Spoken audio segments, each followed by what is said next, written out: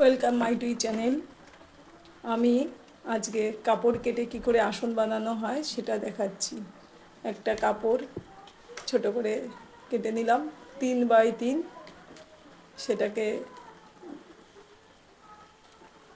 অ্যারোভাবে ভাঁজ করলাম, এরকম করে এটাকে এইভাবে ভাঁজ করে এবার এটা বসিয়ে দেবো আসনে।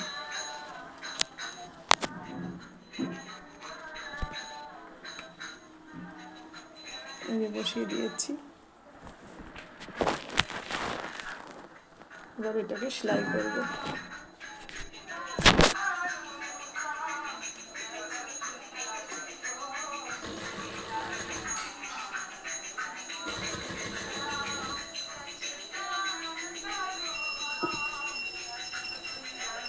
কেউ আবার 4x4 করেও করতে পারে, তাহলে এই বরফিটা একটু বড় হবে।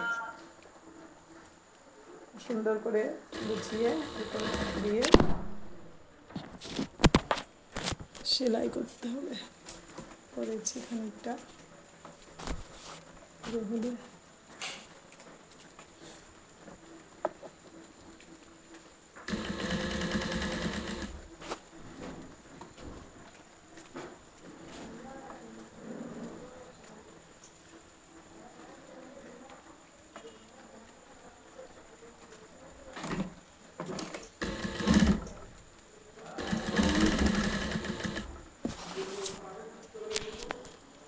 দেখাই একটু আসনটা যতটা হয়েছে।